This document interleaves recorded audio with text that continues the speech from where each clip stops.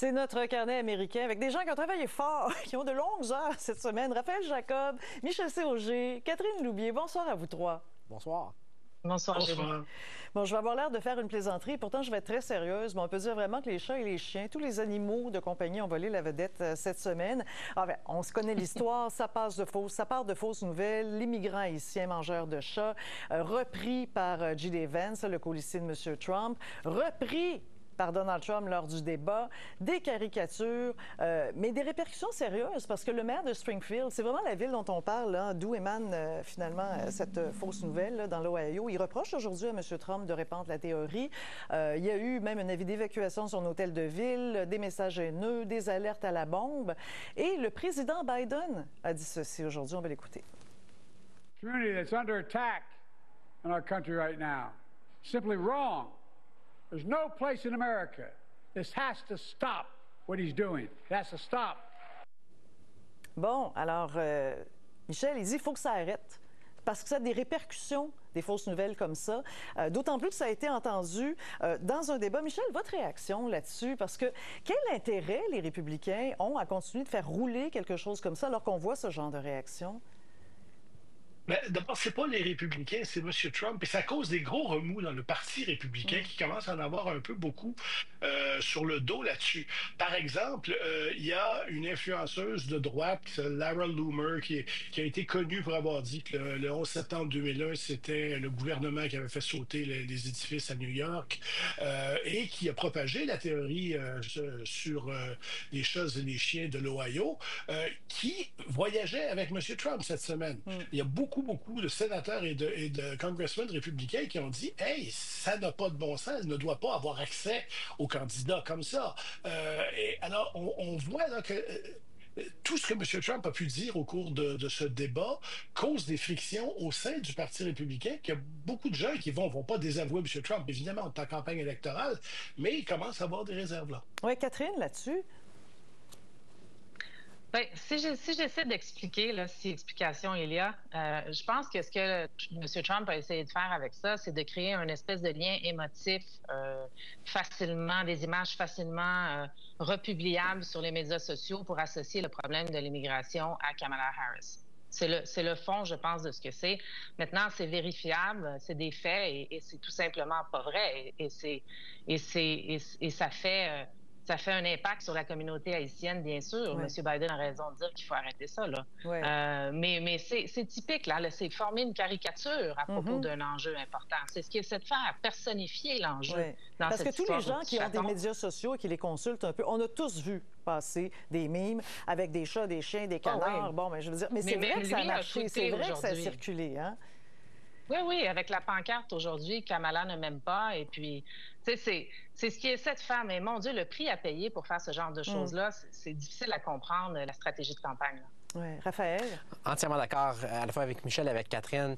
Et le point que Catherine vient de mentionner, je crois, est important parce qu'il est généralisable. C'est-à-dire que depuis le début de la carrière politique de M. Trump, on a vu ça sur enjeu après enjeu. Il y allait avec des exagérations, des hyperboles, souvent des mensonges pour braquer les projecteurs sur un enjeu dont M. Trump voudrait qu'on parle davantage. Des fois, c'est payant. Dans ce cas-ci, on peut se poser la question. Et vous savez, dans une campagne présidentielle, c'est vrai, ou ça serait vrai en principe cette année, c'est vrai à tous les 4 ans, on a ce qu'on appelle des forces gravitationnelles, c'est-à-dire des éléments fondamentaux qui tirent un candidat vers le bas, un autre vers le haut. Autrement dit, lorsque, par exemple, le parti qui détient la Maison-Blanche a un président qui est impopulaire, comme c'est le cas présentement, ça devrait tirer vers le bas de façon gravitationnelle le candidat, ou dans ce cas-ci, la candidate du même parti. Lorsque la population américaine, majoritairement, est insatisfaite de l'état de l'économie, même chose. Regardez ce qu'on a eu ce matin. À peu près personne n'en parle, tout au moins dans les médias plus politiques aux États-Unis. On a eu le nouvel indice mensuel de confiance des Américains à l'endroit de l'économie de l'Université du Michigan, en montant un demi-siècle. Il n'y a jamais eu un parti au pouvoir qui a remporté une élection présidentielle quand ce taux-là était en bas de 80. On est à 69 aujourd'hui. Ce que Mme Harris fait comme pari, et elle le gagnera peut-être, on verra dans 2 mois, c'est de se dire, face à un candidat aussi problématique que Trump, qui part sur autant de tangentes, comme encore une fois celle des chats et des chiens, est-ce que je peux défier la gravité encore une fois, la réponse sera peut-être. Oui, Michel a évoqué le nom de Lara Loomer. On a montré son image tantôt, justement. Ça aussi, ça étonne, même au sein du camp républicain. Catherine, j'aimerais vous entendre là-dessus, parce qu'elle est considérée comme une sorte de militante d'extrême droite, habituée aux théories du complot, mais elle est devenue proche. En fait, qu'elle soit militante d'extrême droite, c'est son affaire, mais c'est la proximité qu'elle a aujourd'hui avec Donald Trump. Elle l'accompagnait pour aller au débat. Comme Michel disait, elle l'a accompagné pour les cérémonies du 11 septembre, alors qu'elle fait partie des négationnistes là-dessus, ou enfin des théoriciens du complot. Qu'est-ce qu'elle fait aussi proche de Donald Trump? Comment ça se fait qu'elle s'est rendue là? Bien, aussi proche, je ne sais pas si elle est dangereuse pour le président, là, mais elle est dangereuse pour sa campagne. Par contre, c'est pas comme ça que voit l'autobus de campagne de M. Trump. Il y a tout un continuum d'électeurs dans sa base. Et je pense que si elle est là, c'est parce qu'elle parle à une partie de sa base qu'on ne voudrait pas voir et qui est pas, qui est à l'extrême, là, finalement. Mais dans ce genre de campagne-là, j'en ai fait beaucoup. On est dans l'autobus, on a des gens qui viennent avec nous dans des événements partisans comme ça, qui nous ont garanti leur vote, qui veulent venir dans l'autobus, qui sont des multiplicateurs aussi d'appui. Je dis pas qu'on a fait des choses comme ça dans le passé, là, mais j'essaie de donner la logique derrière ça. Là, mais dans ce cas-ci, c'est un coup d'éclat qui fait parler, puis peut-être pas, encore une fois, comme le disait mon collègue Raphaël, est-ce que ça en valait la peine? Oui, parce que, Raphaël, justement, j'aimerais vous entendre aussi sur ce personnage, sur cette femme-là, parce que je peux comprendre qu'elle a son public, hein, et que M. Trump a avantage d'avoir près d'elle, mais si près, c'est-à-dire, est-ce qu'il prête l'oreille? Est-ce qu'elle dit jusqu'à quel point elle l'influence? Que ce soit elle ou de façon beaucoup plus large, M. Trump semble clairement, on l'a vu sur scène mardi, là, il semble avoir une très forte propension à écouter des gens qui sont dans un silo médiatique, politique assez fermé aux États-Unis. Lorsqu'on a entendu M. Trump, sans citer Mme Loomer, mais citer par contre Sean Hannity et Laura Ingraham, des personnalités de Fox News, pour valider ses arguments sur scène mardi, c'est assez révélateur à cet effet-là. Lorsqu'on a entendu M. Trump partir sur des théories comme, par exemple, celle selon laquelle la femme du maire de Moscou avait fait un pot de vin à la famille, au président Biden, c'est le genre de rhétorique dont l'électeur indécis moyen auquel on devrait parler présentement se fiche de façon éperdue, mais qui a, encore une fois, beaucoup de résonance au sein d'un silo beaucoup plus restreint. Mais ce qu'on voit, c'est que même dans l'entourage de M. Trump, là, Marjorie Taylor Greene, entre autres, est allée dire elle-même qu'elle trouvait certains propos de cette dame-là, Mme Loomer, absolument répugnants, là, trop racistes. Si vous me posez la question, très simplement, oui. Je refilerai le bâton à Michel. Oui, Michel? Ce qui est invraisemblable, c'est que c'est M. Trump qui l'invite dans son autobus. C'est pas pour essayer de consolider sa base. Les gens qui sont dans cette mouvance-là, ils votent déjà Trump, ils voteront pas pour Mme Harris. Ça n'arrivera pas, ça. Alors, on n'a pas besoin de faire ça. Le président le fait parce que l'ancien président Trump le fait parce qu'il veut bien le faire. Et ça donne, cet après-midi, il a donné une conférence de presse en Californie où pendant plus d'une demi-heure, il a tenu des propos complètement décousus sur à peu près tous les sujets en dessous du soleil. À la fin, il n'y avait plus rien que Fox News qui diffusait. CNN avait arrêté, tous les autres avaient arrêté. Puis même Fox a décidé, bon, c'est assez, on va laisser faire, et on reviendra quand la période des questions commencera. Si même Fox considère qu'il n'est pas capable d'être concentré assez pour faire un discours, là, ça ne va pas bien. Bon, parlons des sondages maintenant, l'après-débat, parce que ça commence à sortir. On donne exemple, il y en a plein d'autres, là, mais il y en a un ici qui est sorti hier, celui de Reuters, qui montre une avance pour Mme Harris. Est-ce que ça vous convainc qu'elle file vers la victoire ou on prend ça avec un gros grain de sel, Catherine? Non, ça ne me convainc pas. Parce que quand on regarde la campagne, on peut dire la campagne de joie, là, je veux dire, c'est une campagne joyeuse que mène Mme Harris. Il y a quelques dangers, je pense, pour elle. Cette avance-là, c'est l'excitation d'après le débat, là, qui a été regardé quand même par plus de 67 millions d'Américains, ou en tout cas de codes d'écoute. Mais je pense que la campagne de Mme Harris est en décalage avec le sentiment des Américains. Les Américains ne sont pas joyeux en ce moment. Les Américains sont aux prises avec des problèmes très, très sérieux. Et ils s'attendent à avoir des candidats qui vont leur parler directement de comment ils vont régler les problèmes à l'épicerie, à la pompe, le logement, etc. La deuxième chose, je pense, c'est que il y a un effet de soulagement du départ de Biden, de M. Biden, ou en tout cas du départ de M. Biden. Comme candidat. On dirait total, ouais. là, parce qu'on ne le voit pas même, on le voit aujourd'hui. Mais je veux dire, départ de la course électorale. Et il y a l'effet de la campagne de Mme Harris qui, pour les sondages, d'après ce qu'on me dit, est quand même encore assez... Il y a l'effet de l'un et l'effet de l'autre. Et la troisième chose qui est très importante, puis on l'a dit et redit ici, mais c'est que quand on sonde les électeurs sur les enjeux de l'économie et de l'immigration, Trump est toujours plus fort. Et c'est les enjeux de l'élection, et je dirais même c'est l'économie au premier plan.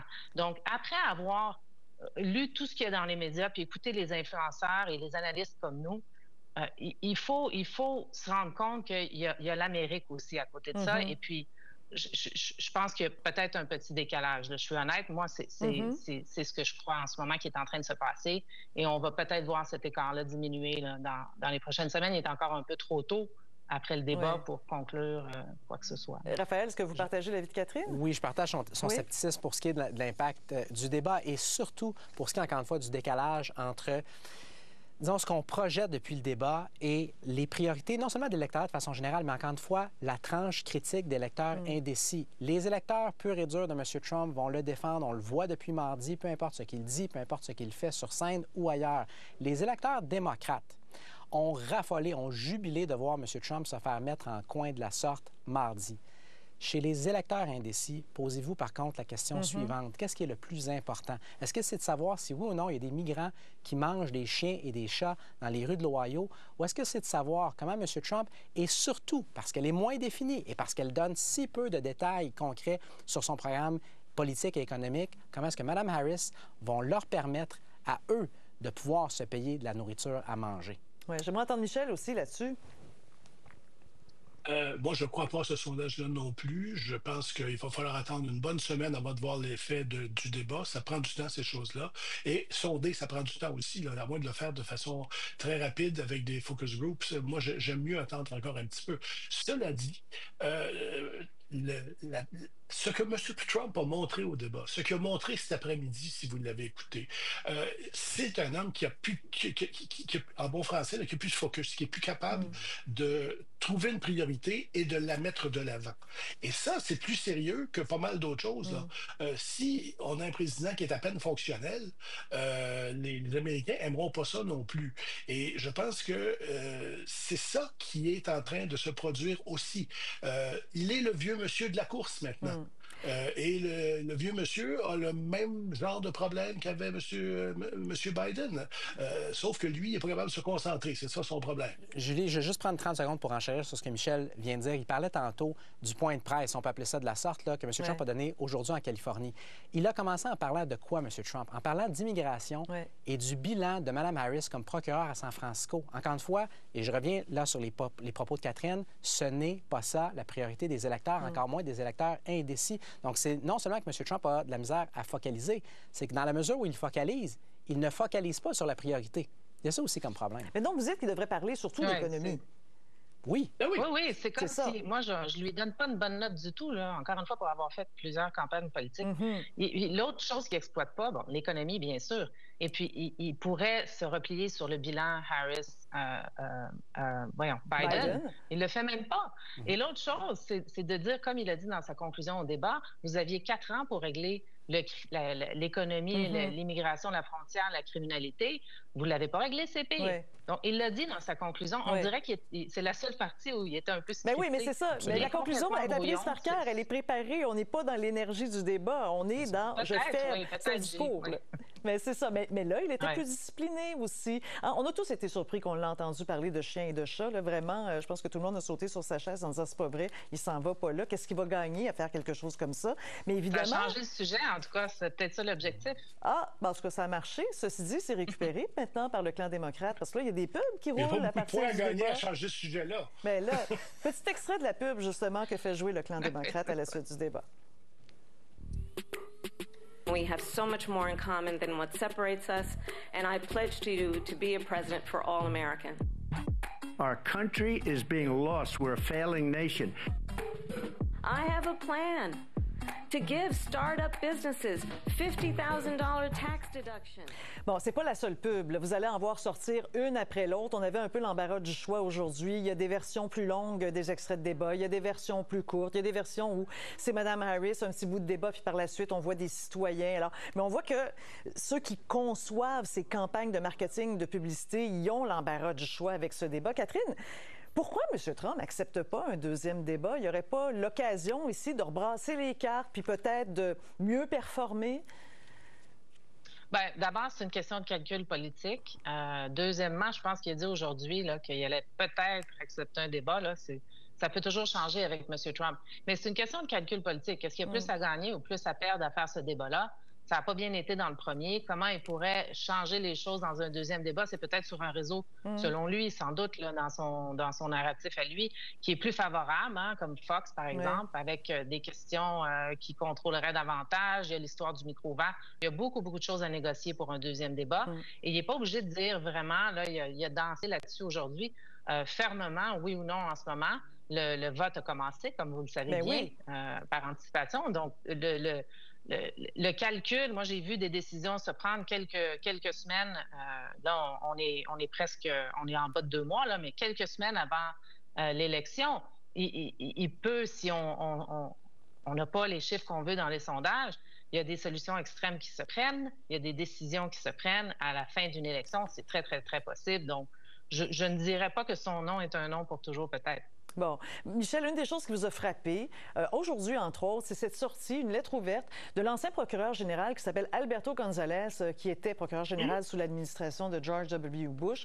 Donc, lettre ouverte publiée dans Politico où il dit non seulement qu'il ne soutiendra pas M. Trump, mais il va soutenir Mme Harris. On a mis ici en ondes un petit extrait de ce qu'il dit, de son argumentaire. Il dit « Alors que les États-Unis s'apprêtent à passer à une élection cruciale, je ne peux pas rester les bras croisés, tandis que Donald Trump, peut-être la menace la plus sérieuse pour l'État de droit depuis une génération, envisage de revenir à la Maison-Blanche. C'est pourquoi, bien que je sois républicain, j'ai décidé de soutenir Kamala Harris pour la présidence. » Alors, c'est pas le premier qui fait une sortie comme ça. Il y a eu les Cheney, père et fille.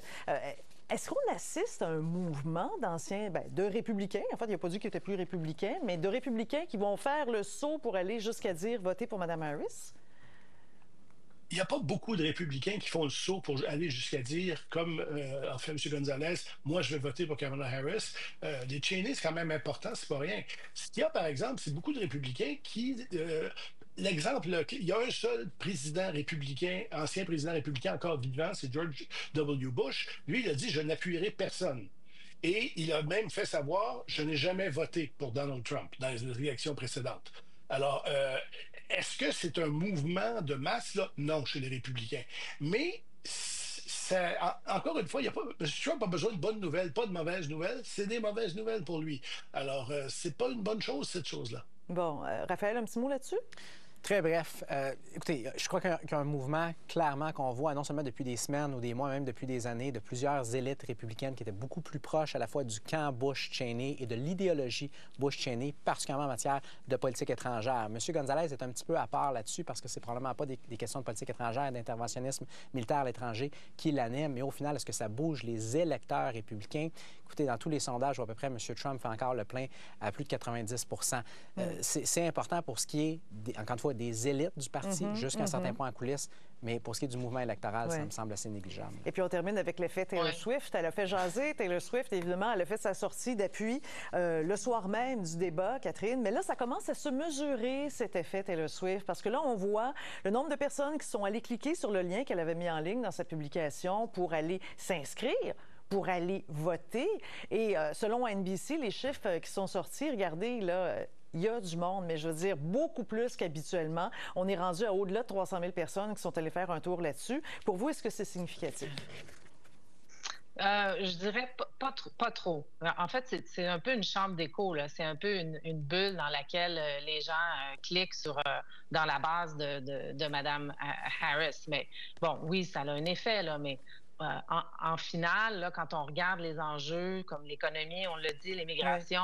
Ça ne sera pas dans l'urne, là, Taylor Swift, là, on s'entend. Mais en campagne électorale, il y a toujours... Chaque jour est une nouvelle campagne, on peut dire. Hein? Alors, et quand le candidat se lève le matin puis part en tournée, si Taylor Swift qui a 300 millions d'abonnés, dit ce qu'elle a dit, ça fait une différence, là, cette journée-là. Donc, Julien, on a commencé la semaine avec les chats et les chiens de M. Trump. On finit la semaine avec le chat de Mme Swift. Eh bien, coudonc. Alors, il y avait une thématique qui s'est clairement dégagée cette semaine. On verra ce qui arrive la semaine prochaine. Merci à vous trois. Bonne fin de semaine. Les poissons rouges. Au revoir. Merci.